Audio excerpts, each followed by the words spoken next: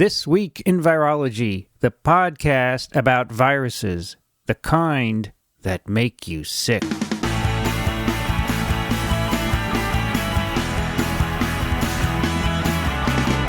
This Week in Virology, episode 56 for October 30th, 2009, from the TWiV studio in New York. I'm Vincent Racaniello, and with me is Dick Despommier. Hey, Vince. Good day, Dick? It's a beautiful day. It's a historic day for you. Indeed it is. Because your last class in parasitology began today. I just gave my first of the last of 8. It's a kind of nostalgic. I would think so. It's many years that you've been doing this, right? Many, since 1971. Mm-hmm. And also with us today, lest we forget him, is Alan Dove. Hey, Alan. Thank you. Thank you. Here I am. For whom the bar was named. What's that? Oh, the Dove Bar, yeah. I understand it's pretty good. I haven't had excellent. One. Well, today is Friday, and it is time to do an entire show on listener questions and comments, because they have backed up, and I have so many, and I feel badly that we can't read them in a timely manner. Well, the fact is that we have so many is a good sign, though. It's always a good sign. But today if we can get through all of them that I have queued up, which probably won't happen, but if we can do that, we will have 20 left. So pick out the ones that are laudatory and forget the rest. I like the ones that are laudatory are nice, but the ones that ask the questions the questions are fine, too. They all actually do have a question. So let's get started. Reader email, and then in 10 minutes we'll take a break for a commercial. Cool. Or they used to call it a commercial break. That's right. All right. Now, last week, TWiV 55, we talked about this Canadian study. We did. And I just want to mention the Canadian study, which suggested that perhaps if you got a seasonal influenza vaccine, you were more susceptible to H1N1, 2009 H1N1. This was an alleged Canadian study. Alleged Canadian study. Or an alleged study from Canada. Which we still haven't heard about. So, right. But I just wanted to mention that story was pointed out to us by a listener by the name of Perspicuously Perspicacious. I'm glad you said it. Man, really? He makes up a different name each time to make it hard for us to say. You know what perspicuously means, Dick? Perspicuously, which definition would you like, Vince? Okay. I think ultimately the answer would be no. All right, let's go on to Duncan, who sent us something that may interest you. Now, let me tell you, this is from Scientific American. No, wait. What is this from? Yeah, Scientific American. But it goes to Nature. I don't understand that. Well, they are owned by the same organization. Aha. They are both Macmillan Publications, and in fact... Which took over the entire Flatiron building, by the way, I might add. Yes. Quite remarkable. Scientific American is now, I think, one of the editors at Nature is now the acting editor of Scientific American. It's a woman, as I recall. Yes. Interesting. Well, that's why this link, which is a Scientific American link, brings me to Nature News. Physicists propose Schrodinger's virus experiment. So if there are any physicists out there, you'll appreciate this. Or Schrodinger's, for that matter. So, at its most fundamental level, quantum mechanics says that particles can only exist in discrete states. Sounds like a quantum thing. So Schrodinger described in the 30s the famous cat experiment. Right? You have a cat inside a box with a vial of hydrogen cyanide. A hammer is suspended above the vial and will smash it if triggered by the decay of a tiny chunk of radioactive material. So as long as the box is closed... Schrodinger had weird dreams, I can tell you right now. When the box is closed... I've never thought of that. The radioactive material behaves like a spinning particle because it exists in two states, decayed or not. And the cat is left in the limbo of being simultaneously dead and not dead. Only when scientists actually measure whether the substance has decayed will the superposition break down into one of the two possibilities. So they want to basically do this for a virus. Wow. With a virus in a lab. They hope to trap a virus in a vacuum using an electromagnetic field created by a laser. Then with another laser, the team would slow down the virus's movement until it sits motionless in its lowest possible energy state. Once the virus is fixed, the team will use a single photon to put the virus into a quantum superposition of two states where it is either moving or not. Until it is measured, the virus should exist in a superposition of motion and stillness. And guess what virus they're going to use for this? Let me think. Polio. No. Tobacco mosaic virus. TMV. Okay, TMV. It's an ideal candidate for the experiment. It's a micrometer long. Physicists are skeptical about how much it will show. Personally, I can't figure out how they're going to do the experiment. Can you, Alan? I kind of get a vague idea from this. It's like any particle that they might suspend in this Cage. in this cage. Yeah, it's an atomic cage sort of setup. Null energy cage. Right. And so it's they're gonna freeze it essentially. And then I guess using a single photon will either cause it to move or not to move. And then the question. Yes, supposedly it would be in a state of both motionless and stillness, kind of, like the cat that's both alive and dead. Right. And I don't really see the point of doing this with a virus, though, because it's just a particle. I mean, you're not looking for whether you get a viable product out. You're looking for you're looking for whether it moves or doesn't move. So why does it matter that it's a virus? Yes, one of the physicists says, I'm absolutely convinced that a virus would behave exactly the same as an inorganic molecule. Right. Because we're not asking it to replicate. Right. Plus, there's a tremendous number of electrons in this thing. I'm surprised they picked something as big as that, because some of the Nobel Prizes that I'm aware of, although vaguely, were given to physicists who got a single particle to stand still inside of an electron cage. Yeah. Stephen Chu, I believe, the DOE Energy Secretary right now, got his Nobel Prize for achieving zero motion of a particle inside of a cage that sort of like it placed the same charge all around the particle that the particle had charge on, so that it couldn't move, and no matter which direction it went, it would encounter the same charge. So it just stood still. Well, maybe the physicists want to get in on the virus money. Right. Yeah, sure. Just like we have. Yes. Stop laughing, Vince. Let's move on. Oh, we have a voicemail, a Skype voicemail from a listener in Scotland. And I'll have to turn the knob so Alan can hear. All right. And it'll be a little echoey until I turn the knob off. Here we go. Hello, Vincent, Dick, et al. This is Stephen calling from Glasgow in Scotland. I'm a bit behind on the episodes of the podcast, and if you've already answered this, you have my apologies. But what I'd like to know is why older people seem to have a higher immunity to H1N1 than us younger people. Thanks, guys. Love the show. Bye. All right. Did you hear that, Alan? Yeah, absolutely. And I was even able to understand. Yeah, it was great accent. Love it. I love it. I love the Scottish accent. Why do older people have some immunity? Well, how many encounters with different viral forms have they had in that's their probably lives? part of it, Dick. Yeah. You get the more, they call it influenza experience. But specifically, it seems like if you're born before 1950, the viruses circulating then seem to be related to the 2009 H1N1 virus. So remember, let's recount the history of swine and swine origin influenza. 1918, pandemic strain H1N1. It goes into people and pigs at the same time. And that virus, H1N1, evolves in people until 1957. And then it's replaced by an H2N2, but it comes back in 1977. In Only pigs, in Fort Dix. no, that was in people. In pigs, it's evolving from 1918 to the present, essentially, that H1, that swine H1. All right, so it evolves very slowly in pigs. So in the 50s, there was something in people that looked like this thing, which emerged in pigs recently. Right. So, in fact, I just was looking today at a paper from the Basque country in Spain, which looked at the ages of people getting H1N1 over the summer, and over 30, actually, much, much less than under 30. So there's something else going on there besides the pre-50s, right? Because that's not 30 years old. 30 years old is 70s.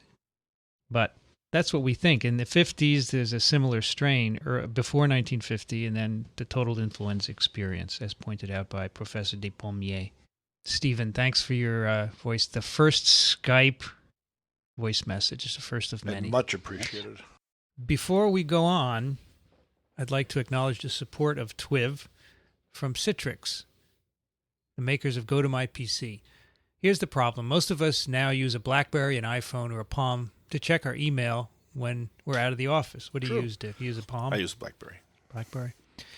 You know it's not enough, though. I do. You need access to the files and program on your new office computer. I do. And Cliff uses an iPhone. Here's my solution. What is it, Vince? Go to My PC. Complete access to everything on your computer from anywhere. With Go to My PC, you're actually operating your office computer from any other computer. Really? You can access your files, your programs, everything you need to work from anywhere. And all you need is an internet connection. Amazing. Which is almost as ubiquitous as water. True. You know, Dick usually says every adult needs 2 liters of water a day. 2.3. Well, every adult now needs Go to My PC. Exactly. And an internet connection. Exactly. It's very easy to set up. You go to the computer you want to share. You go to their website. You install a 100K Java file. Very simple. You get a login and a password. Then from any computer in the world, internet connected, you log in, and bingo, there's your computer. I like it. Now, if you really like this, you can try it free for 30 days. Our listeners can try Go to My PC free, 30 days, 1 month of unlimited remote access free. For this offer, you must visit www.gotomypc.com/podcast. That's gotomypc.com/podcast for a free 30-day trial. And, of course, as always, we thank Citrix for their support of This Week in Virology. Hear, hear. Mario wrote, first of all, thanks for taking the time to do your blog, the show, and putting all the info out there. My question is, I can't seem to understand the way this current swine flu outbreak occurred. I've looked into it a decent amount, so I know the generally accessible info. But what I am confused about is the following. I'm going to just take a break here, and I think generally accessible info is problematic. You know, because Googling is not good enough, right? You need to go into PubMed. Or CDC. And read, even CDC is a little watered down. Yeah. I would say go to PubMed and look at the peer-reviewed articles. Right. Not before peer review. Right. Only after peer review. All right. I have heard from researching the non-pandemic of 1977 H1N1. That virus was said to affect mostly younger folks who had not had exposure to a similar virus circulating in the 50s.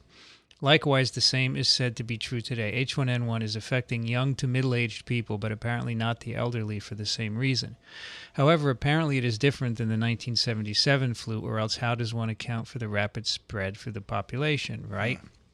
I suppose it can make some sense that the same 50 strain could provide immunity to both 77 and this current one, while still not necessarily being the case that the 77 one would imply immunity to the current one. Perhaps they both share a similar enough decedent, but are not similar enough with each other or something like that. I'm just guessing, but I'm very confused about that. 1977 is the 1950s. Actually, it was a strain that circulated in about 1957. So it's not the same as 1950.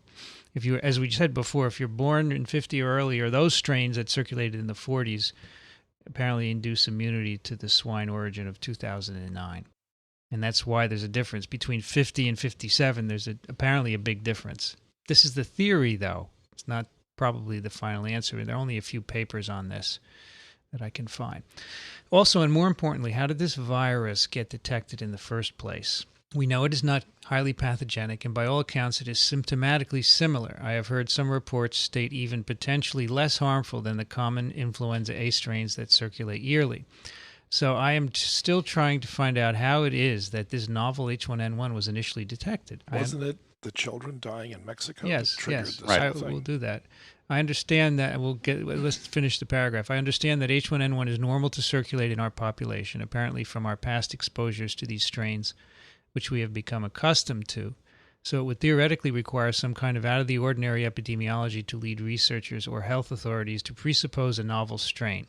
Where did this occur and what time? I still do not understand if the first case of the novel H1N1 was detected in Mexico City, La Gloria, or the U.S. or Canada. I'm hearing and reading all kinds of stuff. Much of the rumor talk seems to be on the supposed origin, the exact pig form, assuming it was pigs that were the mixing vessel or patient zero. This can be hypothesized all day, and it really does no good. But my query is, when and where was the actual first confirmed case, and why was that case discovered? So at the end of March, some cases in California and Texas, they didn't react with the normal primers used to amplify influenza strains. So there, in the U.S., we do surveillance. We routinely take and confirm by laboratory tests influenza throughout the flu season.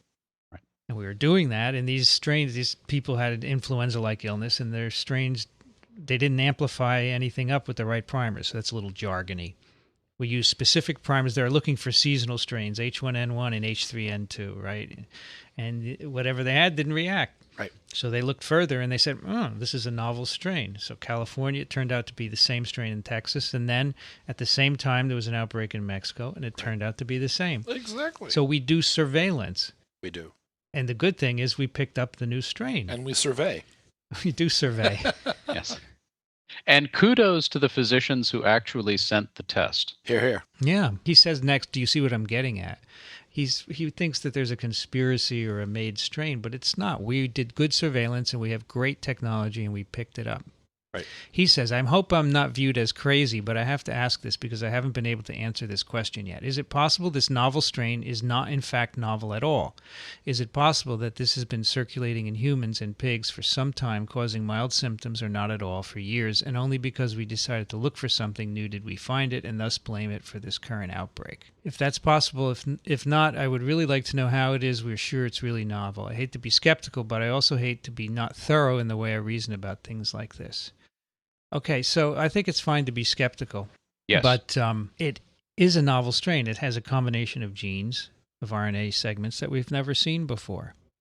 And we know this is a combination from pigs, from pig influenza strains of North America and Eurasia, from some avian strains, and from some human strains. And not only is this a combination we've never seen, but it's important to get to his point, which is we have indeed been looking.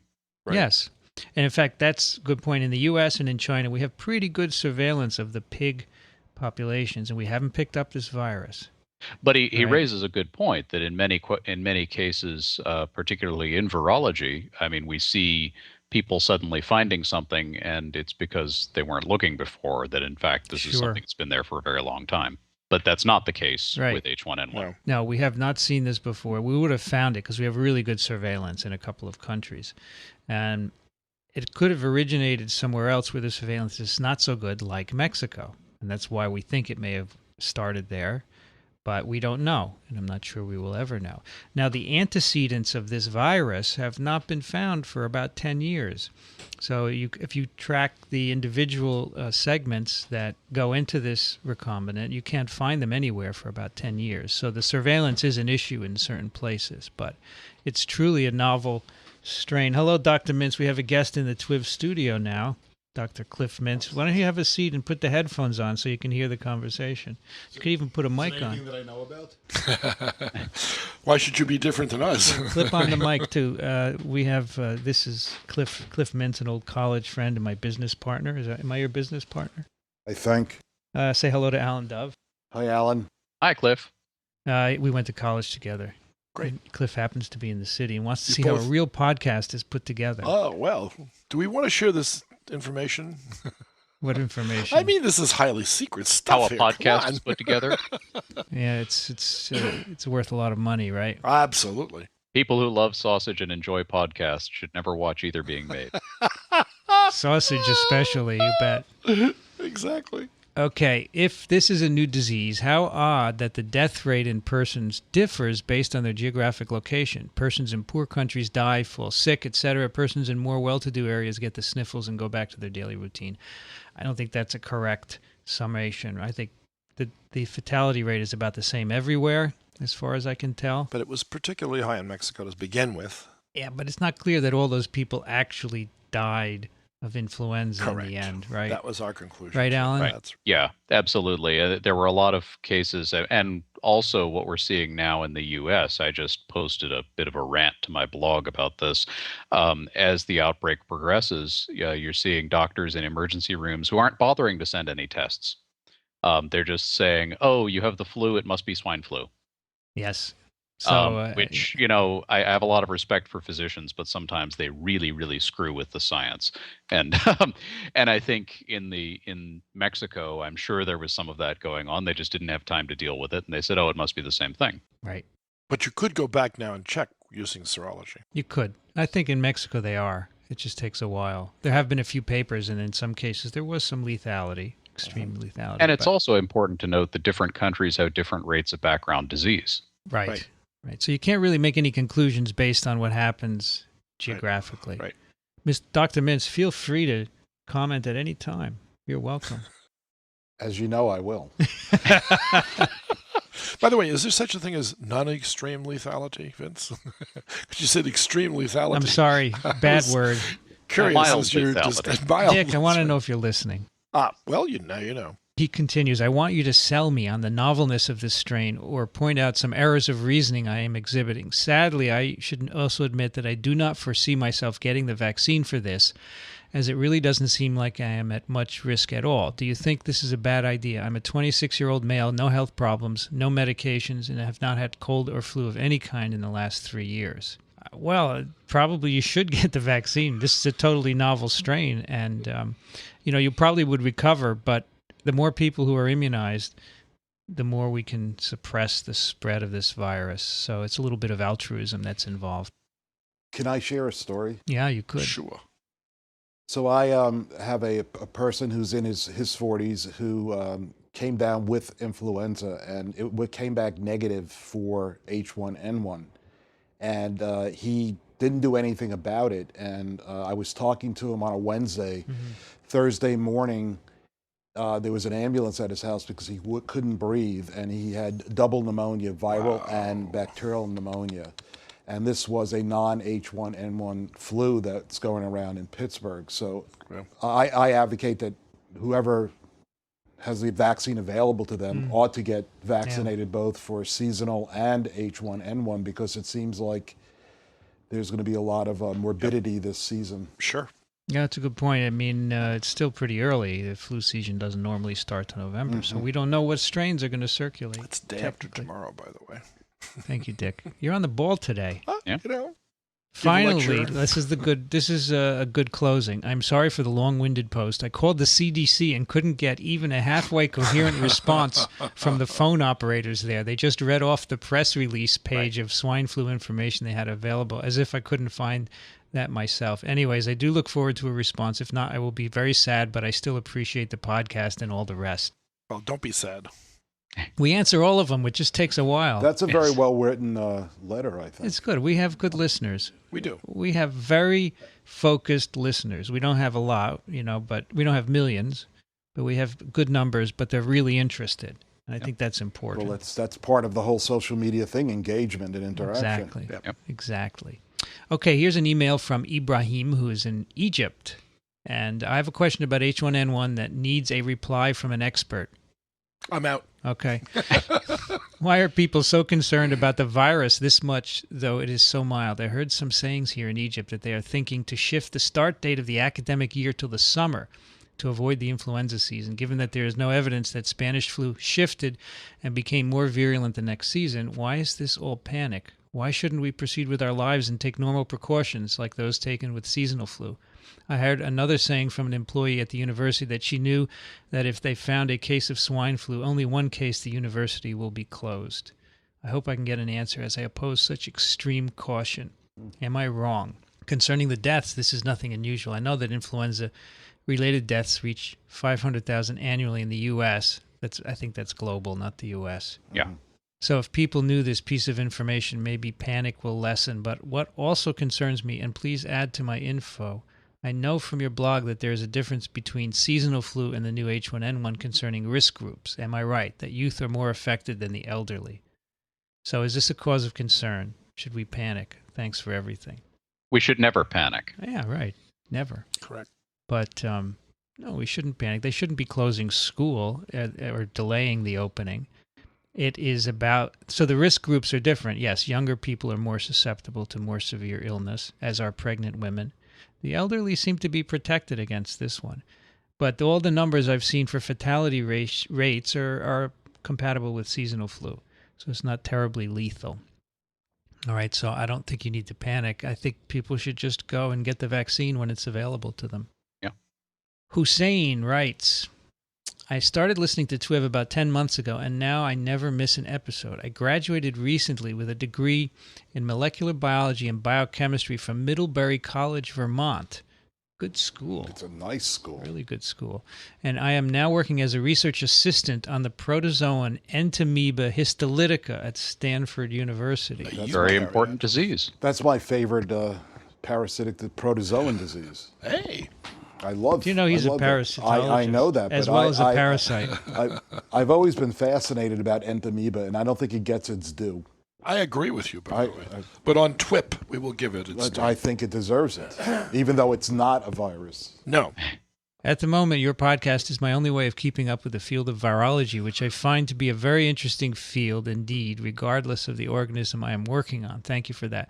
Well, Hussein, we're starting This Week in Parasitism. Oh. And so you might want to check that out. It should be out in a couple of weeks. In episode 48, you discussed briefly the idea of an inhaled measles vaccine. Remember that? Who could forget?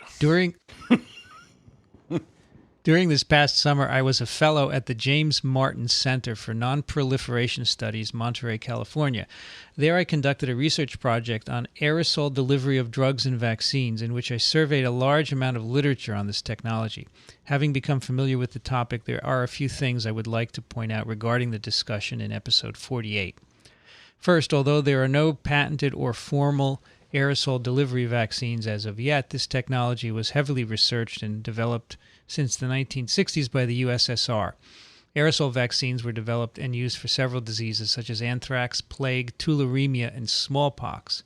Moreover, between 1989 and 1990, over 4 million children in Mexico were vaccinated against measles using a liquid aerosol vaccine. So the idea of an inhaled vaccine is certainly not a new one, and I was shocked to find this technology so underdeveloped in the West. Having said that, formulating a dry powder vaccine from a live virus is a challenge, and he puts live in quotes. Good. However, if the vaccine is initially lyophilized, then jet milled, a powder can be created while preserving the infectivity of the virus. Generally speaking, making a dry vaccine is relatively difficult in comparison to liquid formulations. On the other hand, the dispersal of dry vaccines is generally easier than that of a liquid one, and it circumvents certain problems such as desiccation while an aerosol, a problem that can deactivate an agent in a liquid aerosol. Finally, Dick suggested the idea of a vaccine in a gum. Remember? I do. Mm-hmm. While a very interesting idea, the oral route does not seem to be an ideal one for vaccine delivery, especially for respiratory infections. It's okay, Dick. But it would be if we had one for Entamoeba, though. Yeah, you gotta look at the disease. You do. You have to look at the disease. That's and he's exactly right. Respiratory may not be. And polio would work that way. Polio would work. Yeah, everyone is different. Sure. You're right, guys. Sure. As for the aerosolation that occurs in the mouth, there are several variables, in my opinion, that would render such a system inefficient. Most importantly, I think, is particle size. For an aerosol to be efficient, the particle size distribution should fall mainly between 1 to 5 microns in diameter for the particles to deposit in the alveolar region of the lungs and take effect. Unfortunately, such a size distribution is not an easy one to produce, and chewing is certainly not an effective way of doing it. This issue leads to further problems, for instance, in determining the exact dose of vaccine administered. Hope that my input was of some help. Please keep up the great work. Sincerely, Hussein. Yeah, I guess everyone masticates in their own way. Right, but hopefully not in public. This is the comedic portion of the show. Alan, I have to say that was very, very good. That's right. It'll probably get edited out. Wait a minute. What did he say? I missed it. It was very good. All right, I'm not going to edit it out. Last week I did very little editing, as you know. We do know. We've gotten those poison pen Thank you, letters. Hussein. That was a really nice summary. Is Hussein the guy from Middlebury? Yes. I have to say that Hussein, if he's not in graduate school, should go to graduate school tomorrow, because that's a type of student that really would be useful. Oh, sure. Yeah. Downstream. It sounds like he will. Yeah. Well, it looks like he did a fellowship. You're right, I know. Yeah. It's amazing. But I guess if you do a fellowship at a Center for Non-Proliferation Studies, you can't publish the work. No, nor can you study virus replication. Right. Moving on to Jim from Virginia. This one is from Science Daily, which is based on an article in Journal of Controlled Release. Does that go along with the mastication thing? Yeah. Strong antibody response is induced by protein antigens conjugated onto the surface of lecithin-based nanoparticles. Oh. Have you heard of this, Alan, before? The Journal of Controlled Release? No, but it's my new favorite journal. And I think you could publish non-proliferation studies there. No, the nanoparticle idea, yes, this is something that's been discussed by a number of companies and a number of groups. I had not seen this paper, which looks like maybe they actually started to get it to work. Yeah, so they have these particles made of lecithin, and they conjugate antigens, and here they used BSA as a model. And they put them in mice, and they show you get a really good antibody response. So it's like an adjuvant. A slow release. Slow release, but they're also taken up. The idea is that they're taken up efficiently by antigen-presenting cells. The cells, like macrophages, that take up antigens and present them to B cells. Very interesting. Right? This is actually a technology that's been worked on for many years, nanoparticles, making very small particles of very type. So they say maybe this is a good adjuvant. So I thought my first reaction was, okay, what are they made of? And are people going to freak out because they're getting injected with? So artificial stuff. Nanoparticles were made with lecithin and GMS as the matrix materials and tween-20 as an emulsifying agent. So lecithin is a mixture of phosphatides. Phosphatidylcholine. It's a natural occurring substance. Yes. Triglycerides, fatty acids. It is GRAS, generally regarded as safe by the FDA. Tween-20 is a derivative of sorbitan monolaurate. It's emulsifier. And it's also GRAS. Right. And it's included also in a variety of food, pharmaceutical, and cosmetic applications. So they say, we think it's safe. That's their conclusion. Say, although we need to do more studies, we think it's safe. So the numbers are pretty good in this paper. They, it's quite effective as an adjuvant. So who knows? Maybe this will be the future vaccine. You can imagine conjugating the hemagglutinin of flu onto the surface of these particles. So the cool thing is that there's a lot of new stuff going on, and we're not going to be with our current vaccine technology forever. So that was one thing that Jim sent. And then he sent a second article. It was from Newsweek. It's called Hand Washing Won't Stop H1N1. So here they're saying basically there's no scientific evidence that hand washing prevents flu transmission because we don't know if flu is transmitted by contact as opposed to aerosol. Jim says, is this another example of improper interpretation of data? I think it is because we know that influenza will last on your hands. We know that it can be transmitted by contact under certain situations in animal models, guinea pigs, for example. And in fact, one of the hypotheses to explain the seasonality of flu in the tropics is that it's transmitted there by contact and not by aerosol. Why? What's the point of this article? Isn't it just good to wash your hands anyway? Yes. Well, I'm talking to the converted here, preaching. I understand where they're going with it, but it's never a bad idea, like you say, to wash your hands, particularly, depending upon what you're doing before you need to wash your hands. But I would say that that's not a good article to put out there. I think what they're saying is that you're not going to protect yourself if you just wash your hands. Maybe that's the point. But I can imagine that people who were washing their hands more than they usually do will now go back to not washing them. Well, and we don't know that you're not protecting yourself from flu. And more importantly, there is more than one disease in the world at a time. Yes. So we do know that hand washing prevents, transmission of things that are spread by fomites. We don't know whether like flu is... peripheral fever. Sure. There are things that you can get that you would really rather not have on your hands, and hand washing is good for that reason. Oh, true. And it may also help with flu transmission, so there's no harm in propagating the message that this is a good preventive measure. Yeah, I agree. So I think Newsweek is just, trying to sell. I think they're trying to sell. I think they're trying to sell virucidal and bactericidal, detergents and soaps.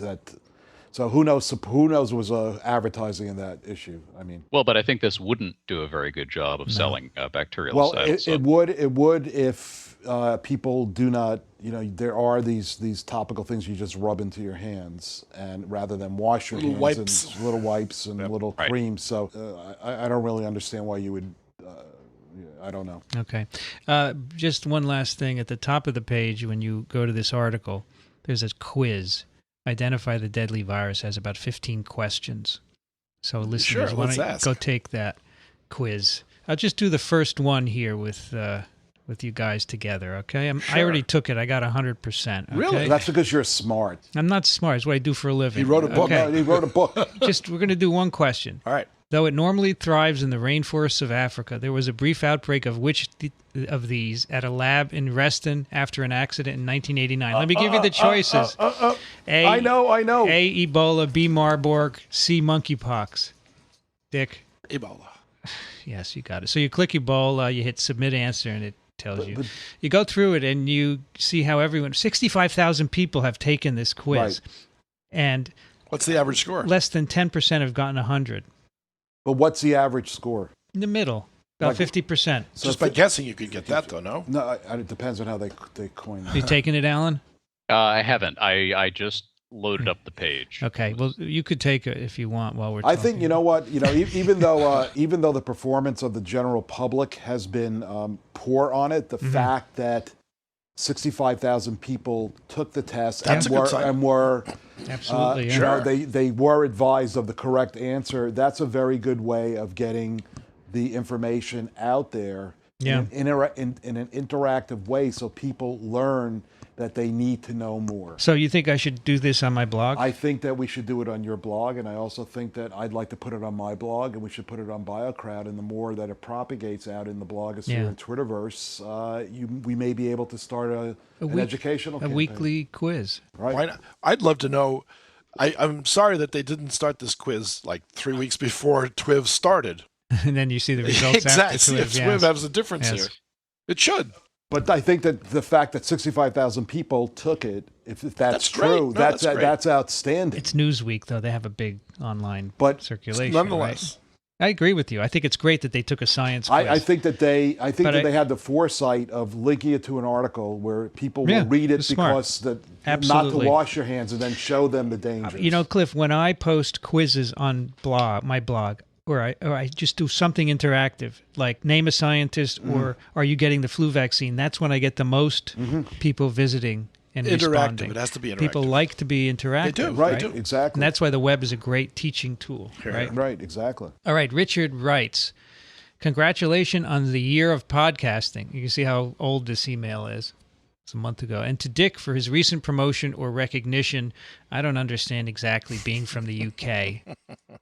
it means that I got too old to stay on as a professor, but they elected to keep me on. Dick is emeritus professor. It means you can retain the title of professor That's for the true. rest of your life, That's right? true. You know he's an emeritus professor. Well, I didn't know that. I still thought he was still active, and I'm Until the end of the year. actually going to ask for his autograph because I he thought was he on had a disease called he was on Airminitis. Radio Lab and talking about, I think it was hookworm This or is true. This is ringworm or something. No, it was hookworm. It was hookworm. That's And right. I'm picking my kids up from marching band practice, and I'm listening to Radio Lab because I think it's a well done show. And Dick comes on. I go, I know that guy. I That's I right. never met him, but I know who he is. And I have to tell you that I actually, as a infectious disease person, somebody who's actually liked parasites, I thought it was a fascinating story, and I learned an enormous amount from it, even though I thought that I was too old to learn anything It new. was a good episode. It was a very good episode. All right, Thanks, guys. getting back to Richard. Oh, shucks. I just finished the quiz. I scored 100%. All right. Nice going. As a TWiV host, you should. And don't you have a PhD in virology? Something like that. Yeah. Okay, well, I was a little nervous with So- some of the so- stuff. I was nervous. You know- That's great. I was too. I got to tell you. I don't want yeah, to. because you don't want to, if Oh, it would if you be got terrible. the PhD in it, you don't get Yeah. 100. That's The one hard part, the hardest one for me was the identifying an HIV virion because their images are not very good. Yeah, exactly. And they're showing one's a cartoon of a crystal and one's an electron micrograph and Yeah. one's something else. I would go with the electron micrograph every time. That's the wrong answer. Well, see, I would have gotten that one wrong. Yeah, Alan was my student. I know that. Okay. That's why I Got it. know, All right, like I think I know a lot more than you think I do. Oof. I particularly like the Virology 101 episodes, and They are good. am learning some of the basics here as well as elsewhere. I find this all very interesting still, even if it is sometimes hard to keep up. The whole DNA, RNA plus and minus strand stuff took a little getting to grips with, but I must thank you for putting it in a simple way that even I can understand. Great. I look forward to your new podcast about parasitology. I will subscribe to it as soon as it is available. I don't have any more questions for you at the moment, but I have a book recommendation if you would like to use it. The Time Traveler's Guide to Medieval England by Ian Mortimer. Thanks for all the work you put into your podcast. So this is a book. It's like a traveler's guide, but of course, we're not in medieval times. So it's saying what it would be like to take a trip in medieval England. Looks interesting. Maybe Dick would like that. Maybe. Okay, Elizabeth writes, I actually have been working on an email to you guys for a few days, but I just got into a discussion with a friend and find myself needing your knowledge. I've listened to all of your podcasts while at work and love them. You make it easy enough for a person who has only an associate's... No. You make it easy enough for a person who only has an associate's in science to understand and learn from. I am sure this question is one you have covered before, and I apologize if asking again is wasting your time. In my meager defense, I would like to point out that it is 4 a.m. I am sick and unable to sleep. While musing with my friend over what I could be sick with, we started discussing flu and flu vaccines. She is under the belief given to her by her father, who is an anesthesiologist, that flu vaccines are not useful and make the flu mutate faster. This is why you don't get infectious disease advice from an anesthesiologist. It's true. It's problematic, though. It is problematic. It is, yeah. I don't have the knowledge to fully combat that. Google is failing me, and I refuse to let my best friend trust her father solely because he is a doctor, when the CDC and professionals like you have the real information. She's a very smart girl, but science is not her strong point. Instead of trying to relate her opinion, I'm going to copy a few sentences of hers over. I apologize if that's the wrong way to convey my questions. Also note this took place over IM, so the grammar is non-existent. Okay, here's the clip. No, you will get the flu when you get vaccinated. What happens is that your body has antibodies that can deal with flu when you get the live version. So your body does get the virus after you get vaccinated. It's so that if you are exposed, we don't know. It's just not saying. If you are exposed to the real virus, your body can deal with that version very quickly. So you don't know you had the flu.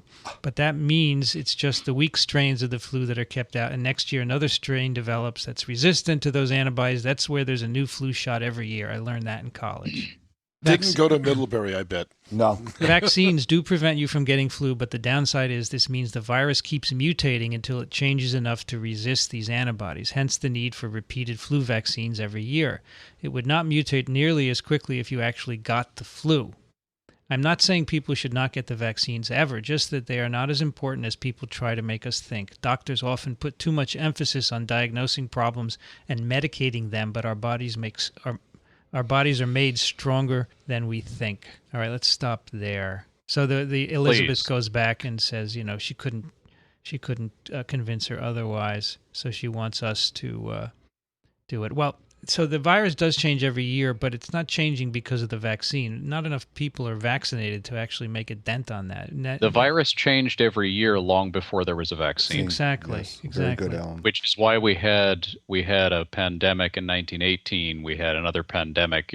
These cycles of pandemics have been going on for centuries, Yes. presumably. So the immunity that you develop is what selects for varied viruses, not the vaccine. It has nothing to do with the vaccine because the coverage is like 30%, which doesn't make a difference. But Alan's And even if point the is coverage good. were 100%, you'd still, one way or another, a certain number of people are going to get exposed to the virus. Well, the question is, do you want to get flu or do you want to... either way, whether you have natural influenza or vaccine, you're going to select for changed viruses. So do you want to get sick or not be sick? That's the question. That for me, that's an easy question. Right. But that's important to differentiate between the biology of the virus versus a personal choice in a medical decision of whether you want to get sick or not. Yes, Right. I understand. But the other misconception here is that it's a live virus vaccine. Well, there are some that's live. The flu mist is infectious. Flu mist is infectious, yeah. Right. Right, Dick? But it's the minority that's used. Most is Very inactivated, minority. Yes. I'm sure she was talking about the injectable form. I'm not sure. Her first paragraph is not clear. It says you will get the flu when you get vaccinated. So if you get the inactivated vaccine, you will not get influenza. No. The infectious vaccine, flu mist, is attenuated, so you really don't get ill. But in either case, the antibodies you make are protecting you. So it's the same as a natural infection. So anyway, I think that's enough for that. And hopefully she will listen. An anesthesiologist does not know about infectious diseases. They know how much drug to use to put you out, but... hopefully how much to do... To wake you up. Wake you up, too. That's right. Okay, Very Byron writes, Hi, TWiV. I just want to say great show, and I consider myself as a virology enthusiast. The show has brought me into the wonderful world of virology. Too late for me to go back to school and start over, but I try to learn virology whenever I can. Anyway, thank you for the show. Please keep it up. I now listen to every show twice, and if I find anything I don't understand, I look it up on Google. Great learning experience.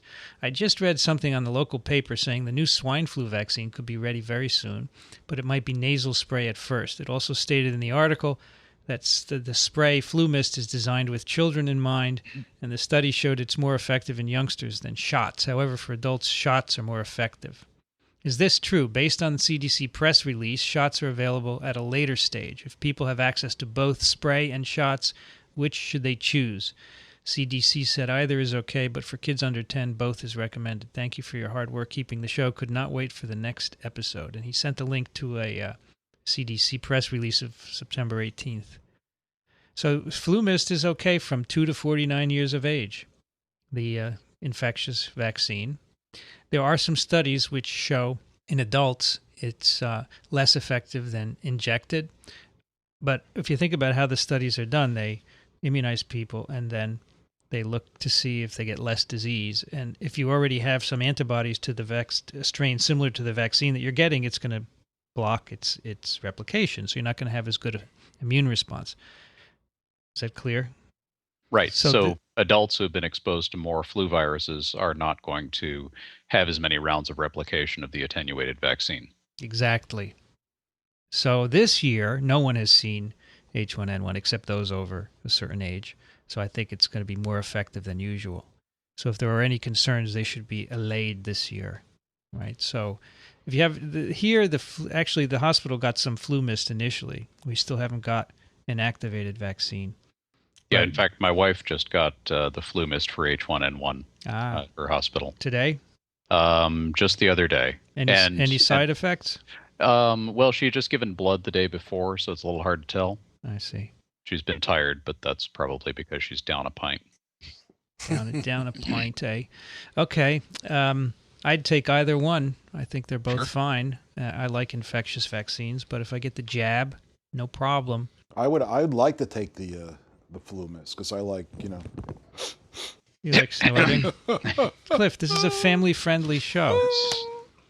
Cliff, this is being recorded on video here. Oh, it is? This is going to be put on YouTube. Oh, no. Yeah, so Can you edit me out? No, I can't. It's too hard. But the other day you told me I was too ugly to be on live. Well, I was kidding. Okay, I took it seriously. No. I wouldn't say anything truthful to your face. You're actually filming in your office? We are. Yes. I'm filming the whole thing. Oh. And someday we're going to get you up on the screen and include you too. Uh-oh. That way you're going to have to get dressed for the podcast. Oh, God. You can't sit around in his underwear and... No. Right. Okay, I'm busted. Here's masticating away. Here's an email from Etienne from Quebec, Canada. I love TWiV. It's an interesting show. It helps me add to my formation in agronomy. I have a small suggestion. You have talked about animal, plant, and bacterial viruses. I think it would be interesting to cover fungal viruses and how they compare to plant and animal ones. On a side note, it would also be interesting if you discussed viruses that infect archaea. That's cool. Are they similar to the ones that infect normal bacteria? I would expect that since everything living has parasites. Is that true, Dick? I think so. Successful systems attract parasites. Oh, are you going to disagree? What do you think about it? Well, from my own experience, addressing the archaebacteria, I'm not up on the archaebacteria viral data. Yeah, there are. Okay, but I could tell you that after 3 long years at Columbia University School of Medicine looking for a bacteriophage for Legionella pneumophila, I was unable to find one. But it doesn't mean it doesn't exist. But many people have tried to look for one, and we haven't been able to identify one since it's been isolated. So I just want to qualify that as potential. There's always an exception in biology, but in general, I would agree that there are parasites for most living things. Okay, and then we said that I would expect that since everything living has parasites, there should be viruses that can live in the same environment that the extremophiles of that domain. Yes, absolutely. I expect some very interesting biochemistry must happen in these conditions, especially with the limited capacity for genetic information a virus has. P.S. Sorry if my English isn't up to standard. It's my second language. No problem. Bon. Yeah, we shall do fungal viruses in our keel. Right, Dick? Right. You're on film. You can't fall asleep. No, well, I was just resting my eyes. I'm not falling asleep. Ricardo writes, first of all, I'm sorry if I'm going to look repetitive, but every time I listen to you guys, it's a well of knowledge, not only on virology, which extends incredibly my understanding of virus, but also teaching. Yesterday, I was going to my first class this year, general microbiology to first-year nursing students, when I listened to TWiV 48. The 5 minutes to the world from Rich Condit was enlightening. That's our true job. Now, you asked that question, remember, Dick? Mm-hmm. Yep. Teach students how to learn, although Rich said it very well, you do it every week with fresh news, key questions, laughing, human mistakes and corrections. That's you, Dick, right? And mainly a true pleasure of doing what you do. I'm trying a timeline presentation software, and I'm sending you a movie with all the first 50 TWiV episodes. Wow. The movie was made for iPhone because I wanted to send it by email. Wow. So this is a timeline, which I'll show you guys later. But I put a link to it in case Alan wants to look at it. Thanks, Ricardo. Ricardo is a professor of microbiology in Portugal. Now we have an email from Len. Thought you might like to read this piece from Sanjay Gupta. Anybody know who Sanjay Gupta is? Doctor on call. The link I've is heard below. that guy before. He's a CNN medical person. Exactly. Yeah. Yes. Sure, Okay, that's what he's sure. called, Doctor on call. This story dovetails nicely. No pun intended, Alan. With some of your previous TWiV discussions about stomach symptoms with pandemic influenza. Gupta mentions that he and his cameraman had nausea, and at the end of the piece says they received IV fluids, which was good given our inability to keep anything down. This is another story of pandemic influenza with stomach symptoms. I've heard a number of similar accounts, not just with H1N1, but over the last few years with H5N1 as well. This is a story on his blog called I Went to Afghanistan and All I Got Was H1N1. Lucky. I'm wondering if it's possible that... Did he get terrorist training too? Or? No, I don't think so.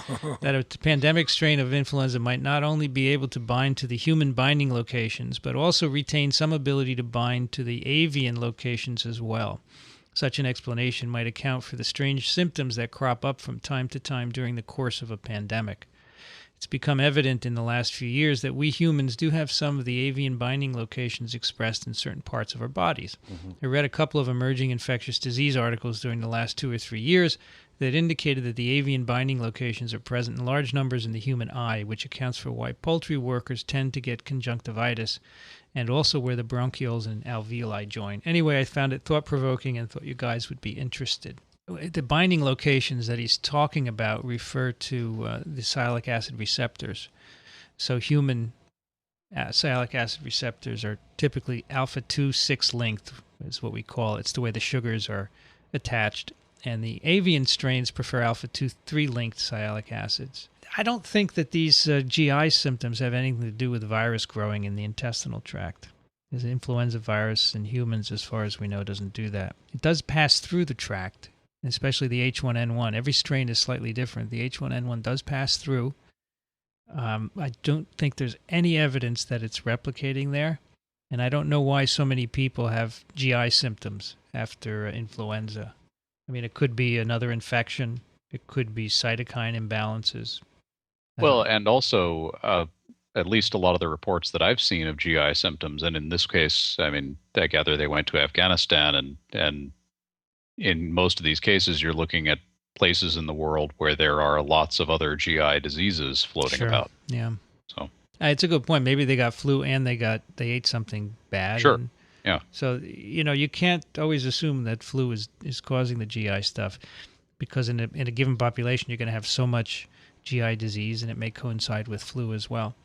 But it's not replication. It is not viral replication in humans. It's something else. Ibrahim writes, this is a link for a vaccine trial for HIV. So we had already covered this, the Thailand trial, a couple of times. He says, I have a question about the trials. How do people contract HIV after being counseled about HIV prevention? Same way they contract it before being counseled about HIV prevention. Yeah. So they don't listen to the counseling. Yeah, they don't. I mean, you have to. It's a law that you have to counsel people who are entering these trials. You should tell them, you shouldn't do this kind of behavior. Are you leaving us, Dick? No, I'm just scratching my ear. You're scratching your ear. If it still happens, and that's how you can test the vaccine. Otherwise, if there were no infections right. in the control group, right? Then you wouldn't need a vaccine. Wouldn't need a vaccine. Exactly. Okay. So basically what you're saying is that people shouldn't listen to the counseling, so the results of the trial... No, Cliff, you know I wouldn't advocate I know that, but be careful about what you say. I'm saying absolutely the opposite of that. They should listen to the counseling. Right. And maybe if everyone were counseled and listened, we wouldn't need a vaccine, but that's not the case, right? Now we have a letter from Al, who's in Hawaii. This is cool. Aloha. Aloha, Al. I love TWiV and never miss an episode. Thank you so much for going to all the trouble to do it. This is the best course I've ever taken, and like any great course, I hope it never ends. Well, we could start and repeat TWiV 1 and go back through the 55 if you'd like. No, we don't have to. We just made. I was pretty shocked to see this article about a partially effective HIV vaccine in Bangkok, and hoping you guys could put it in perspective. So... You see, these are a bit old. We have done that, Al. Yep. Hopefully you've listened already. I also want to say I think your style of teaching through the podcast is a huge advance in education technology, meaning something that gets people excited about learning. Your podcast and the other great science podcasts I listen to regularly are amazing gifts to the world. I hope that not only the science community is listening, but also the education community. I don't know. Are there any educators listening? Well, they didn't answer, so I guess not. My regular podcasts, let's see, This Week in Virology, Futures in Biotech, This Week in Science, Astronomy Cast, Science in the City, Science Friday, Naked Scientist, and Australia's The Science Show and Diffusion Science Radio. I think I've listened to most of those, but not all. One more thing, my dream podcast would be to have Mark Pelletier of Futures in Biotech interview the two of you, the TWiV twins, about the implications of biotech for the future of vaccines and fighting those viruses, the kind that make you sick. Now we have a little Hawaiian. Mahalo nui loa means really big thanks, and meka mahalo, respectfully, Al from Hawaii. Thanks, Al. Keep listening. Thank you, Al. Martin writes... Hello, Vincent. I am a fan of TWiV and listen to every podcast. However, I am the chair of the PR committee for Rethinking AIDS, a group of scientists and professionals who are challenging some of the current theories of AIDS causation. Could you check out this interview copied below? Is it out of date? Where does it go wrong? Many thanks and best wishes. So he sent a very long interview with Eleni Papadopoulos by Christine Johnson. It's called Does HIV Exist? And it's just full of... so many errors that I didn't wish to address them, but there are many people who think HIV does not cause AIDS, but the data are overwhelmingly in favor of that. I'm sure, Alan, you've come across this as well. Yes, and this is another case where you have a community of people who have formed a community around this belief, and they are no longer at a point where they will listen to outside evidence, whereas they will amplify all evidence that underscores their opinion, and you simply can't reason with that. They didn't reason themselves into it, and you can't reason them back out of it. I mean, just to cite a few things, every instance of AIDS, you find HIV. There are cases very tragic cases where laboratory technicians with no risk factors other than that have gotten a needle stick with a pure preparation of HIV, and they went on to develop the disease. It doesn't get much clearer than that. Yeah. This virus causes this disease. Yep. You can always argue. I think the most interesting was when people said protein was the genetic material. I remember that. Avery, McLeod, and McCarty put DNA in cells, and then the guy said, "Well, there's some protein contaminating your DNA." So Alfred Mirsky used to say that a lot. Really? Yeah, so sure. you can keep going on and on, but at some point the evidence is overwhelming, and it's no longer productive to argue the counter viewpoint. Carl Sagan had a nice saying for that. He said, "No matter what you say in science, it's self-correcting eventually." That's right. Because the method is irrefutable. Yes. Der Method ist alles, something like that. If you apply that method to everything, you'll be fine. We've done plenty of unwitting experiments that would have falsified this hypothesis if it were false, and it still stands. We also know that antivirals that inhibit the virus also Ask Magic Johnson whether or not. So, yes. Good point. I don't know what the point is. Do you guys know Peter Duesberg? Yes. There was actually a very interesting, not to cut you off, but there was a very interesting article on Duesberg in Newsweek, the very people that brought us the polls, the test. And he still maintains that. Sure he does. But the interesting thing is that he's now moved on to another area of research, and it escapes me, but it has to do with the fundamental, challenging fundamental beliefs about cancer and his notions of what years ago, that he's now coming back into favor with the scientific community instead of being shunned. And it made me think or try and remember that it's always the people that truly believe something are really, whether they're right or wrong, are really important for the advancement of science, because they're passionate and they're going to push the envelope. And if you try and silence them, for example, he's been silenced because of his work on HIV, because he's been disproved, but because of his ego, he can't let go of it. But he's done some other good work that people are now beginning to realize that he had a fundamental insight that nobody else was willing to look at, and he dared to go where no person has gone before. So you have to be careful about how you treat people that are not part of the club. Well, we should tell everyone Peter Duesberg was a well-respected retrovirologist who decided that HIV didn't cause AIDS, and he fell out of favor because all the evidence was to the contrary, but he never gave up. And he said in the end that he was just trying to get people to shake up their ideas and way of thinking. I don't know. That's a hard way to do it. He lost all his grants. He lost his lab. I'm not sure that... Yes, Cliff? He's got one graduate student, and he's got grants coming from organizations that are not your typical funding sources, whatever that means. So like this gentleman here, he's the PR committee for Rethinking AIDS, a group of scientists and professionals. Okay, 2 more emails. Jasper writes, there are a few podcasts I look forward to as much as I do yours, always full of facts to pick up, and I love the Virology 101. Note, next time, do not skip the summary. You know what he's talking about, Dick? You said, could we summarize this on viral genomes? And I said, no. So next time we have to do the summary, because you wanted to go home. Is that what happened? Yeah. Anyway, my memory completely escapes me on this. The latest e-skeptic touched upon a current subject, so I figured I'd share it with you. Keep up the good work. So he sent an article which we'll share with everyone from a blog called The Skeptic, promoting science and critical thinking. And there's an article about swine flu vaccine fear-mongering. It's by a MD who she writes against the fear-mongering, basically, so it's good to read. It's not fear-mongering in itself. Okay, one more email will do it for us. This is a bit of a long one, but it's quite interesting. TWiVers, guys, what a great podcast. I'm a chemical engineer with an MS in environmental management. Dick, here's your vertical farm manager. Why did I point on you? Make sure you're staying awake. You put your finger in my eye. Sorry. I have been doing EH&S work in industrial settings for 20 years. After some years in R&D and manufacturing, I've always had a strong curiosity for all branches of science, as well as math and history. Emergency response and risk communication functions have always been part of my job over the years. Virology was relatively new to me when I found your podcast.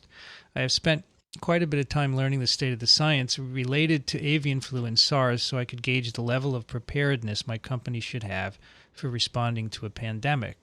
I eventually concluded that we needed a plan and should be ready, but that H5N1 virus had some way to go before it became a general threat to human. That research had left me with an interest to learn more of the broader field of virology. When H1N1 hit this year in Mexico, I found your topical podcasts very helpful. I've been rapidly catching up on your episodes as I drive about 1 episode per weekday, and will be sad when I am forced to slow down to real-time speeds. I don't suppose you all have considered doing Today in Virology, so that I will this have moment in virology, so that I will have a new episode this each nanosecond in virology. Today in Virology, good name.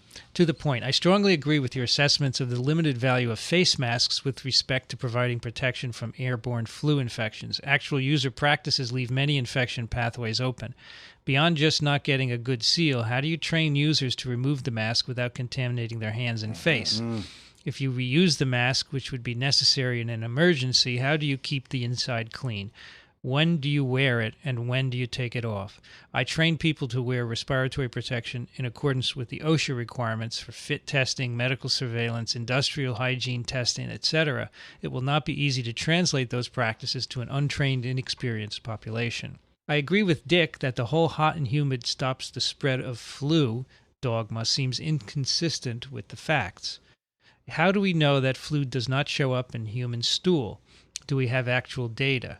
In Asia, could the transmission mechanism be airborne particulate avian feces? Could the reason the pandemic strains violate the seasonal rules be a function of increased intestinal transmission, or conversely, that their envelopes are more robust in withstanding environmental stresses? The great thing about science is that the more we learn, the more questions we generate. Well, as we just discussed, there's no evidence, Joe, that the virus replicates in the human intestine. It may pass through, but whether that is a mechanism of transmission seems unlikely because there probably is not enough virus to spread that way. He goes on, with respect to the study on flu transmission and absolute humidity, if I heard you correctly, when you quoted the summary hypothesis of the paper, the authors proposed that the aerosol droplets float longer when dry. This set off my engineering I doubt it alarm, so I spent some time reviewing the basics of psychrometry and humidification. I have a new theory on why low absolute humidity correlates with transmission. I think the critical parameter is actually droplet temperature. Droplet temperature will be controlled by the wet bulb temperature for any set of conditions. Wet bulb temperature is the temperature of a wetted surface that is experiencing steady state evaporation into the local air conditions. The lower the relative humidity, the faster the evaporation and more heat lost, resulting in a cooler surface. Think swamp cooler in Phoenix versus New Orleans. So then he gives some data from Perry's Chemical Engineering Handbook, which I will post in the letters section. Alan, you getting any of this? Yeah, I am. This is very interesting. As long as the absolute humidity is low, the particle temperature will stay low until it dries out. In higher humidity, there will be little evaporative cooling, and so a higher droplet temperature will be reached more quickly. My amateur virologist guess would be that the lipid coating has an upper temperature limit beyond which it loses strength and or integrity. At higher temps and higher humidity, the particle temperature gets too high for the virus to survive shear stresses related to contact with surfaces. In engineering terms, it doesn't bounce well if it is too hot. This would also be consistent with avian transmission routes via cold water bodies. I would expect drying rates at higher temperatures with low RH to be much faster, and once the particles dry, their temperature would equilibrate to the bulk air temperature. This would be consistent with the data showing reduced transmission at higher temperatures. Do we have any data that would indicate if dried viruses are still infectious? The physics of these small particles is not straightforward. Also, none of this addresses how the properties of spit differ from pure water. If there is someone out there with the experience and the computer power, this could be an interesting research topic. Please include me in the et al. Part when you publish. No, these viruses, when you dry them, they lose infectivity. Typically, you can't dry out envelope viruses very effectively, unless you take special precautions, like when you're making a powdered vaccine. You mean when you lyophilize it or something? Lyophilize. It's very difficult to do. So he recommends a few things here. Listen to this. This is a website for non-biochemists wishing to understand the basics of DNA and RNA, dnai.org. Great history, clear explanations, and the coolest of videos of translation and replication I have ever seen. When you watch an animated ribosome at work, it makes you proud to be a DNA-based life form. Now, how about RNA-based? Well, this is a site put together by Cold Spring Harbor with support from Howard Hughes, so it's well oiled, well greased. Financed, you mean? Yes. Indeed. He has a book for you, Dick. Yes? The Great Mortality by John Kelly. Aha.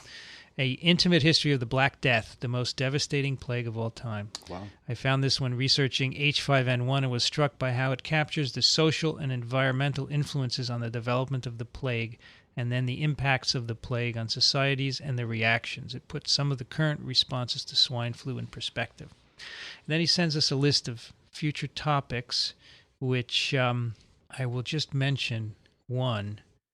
How about a session on rhinoviruses, since we can all relate to their impact? Are there different strains each year or just new to me, etc.? P.S. Doesn't the zoster vaccine qualify as one you take after infection like rabies? Yes, the post-exposure vaccine. Love the show and the latent humor. Yeah. I've been accused of being a latent humorist. So his ideas on evaporation are very interesting. Unfortunately, I don't understand the physics behind it. I'm going to pass these on to someone who does know, see what they say. And I think that will do it for email. And look at how many we didn't get to. 1, 2, 3, 4, 5, 6, 7, 8, 9, 10, 11, 12, 13, 14, 15. That means we have 35 left. We have to do another TWiV just for letters. Okay, that brings us to what, Dick? Picks of the week. Do you have a pick? Or are you going to wait? I'm going to hold off on my pick because I don't actually have one, to be honest. All right. You know, we might let you off the hook, but I'm telling you, you're going to get hate email. Alan, have you got something for us? Yes, I do. It's as I often do. It's a piece of software. But it's free. Okay. And it could be very useful for a lot of people listening to the show, whether you work in research or you work in some other field. You deal with digital images. It's a package called Image Magic. Magic is spelled MAGICK. And this is it's an image manipulation set of image manipulation programs that do a lot of the same things that you could do in Photoshop or GIMP, which is a free Photoshop clone, but it does them from a command line. Wow. You open up a terminal window and you enter a command and it will manipulate the image. Now, it sounds kind of Dick, don't you think? It is for me.